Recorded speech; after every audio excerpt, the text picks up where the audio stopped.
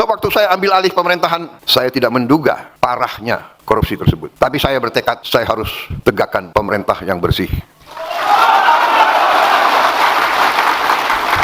Hanya dengan pemerintah yang bersih, Indonesia bisa bangkit. Saudara-saudara sekalian, kekayaan kita luar biasa. Tapi kita harus akui kelemahan dari elit kita. Kelemahan dari mereka-mereka yang kita anggap pinter dan cemerlang. Ternyata kalah pinter dengan koruptor dan penipu-penipu dan manipulator-manipulator. Saya ambil kesimpulan dan akan saya panggil Jaksa Agung, semua penegak hukum. Saya akan panggil, ternyata iya, koruptor-koruptor itu memang luar biasa lihainya, merugikan bangsa cukup parah. Dan korupsi yang paling besar itu yang setengah korupsi atau korupsi yang tersamar. Seolah legal tapi nyolong. Pinternya orang pinter. Repotnya orang pinter itu sering pinter nyolong. Yang paling parah adalah kerugian sistemik. Koruptor itu brengsek, dia nyolong berat. Ada yang nyolong 2T, ada yang nyolong 3T. Kalau saya cerita berapa ratus T uang negara yang hilang hampir tiap tahun. Ini adalah yang saya lihat, ya, kita harus beresin nanti semua ini adalah suatu, menurut saya, perampokan sistemik. Sistem yang dibuat dan kelengahan elit kita selama ini sehingga kekayaan kita terkeruk. Sebagai contoh, di Bangka Belitung yang untuk menjadi pusat tambang timah terkemuka di dunia, itu terdapat 1000 tambang ilegal. Mulai tanggal 1 September kemarin, saya perintahkan TNI, Polri, Bea Cukai bikin operasi besar-besaran di Bangka Belitung. Menutup yang selama ini hampir 80% hasil timah tiap tahun, diselundupkan tiap tahun 80% timah kita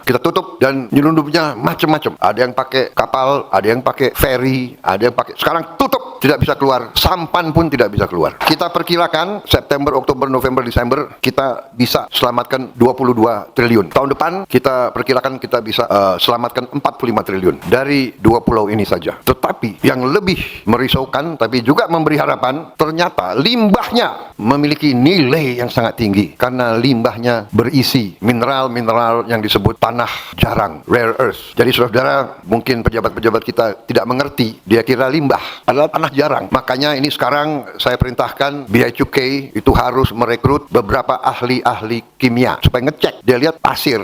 Padahal ini pasirnya nilainya luar biasa. Saudara-saudara, di banyak bidang sama. Nikel, batu bara, boksit, hampir semua. Terdapat tambang-tambang ilegal yang sangat besar dan sangat banyak. Ini saya perintahkan untuk segera ditertibkan, dibersihkan. Tambang ilegal ditutup atau diambil alih untuk negara.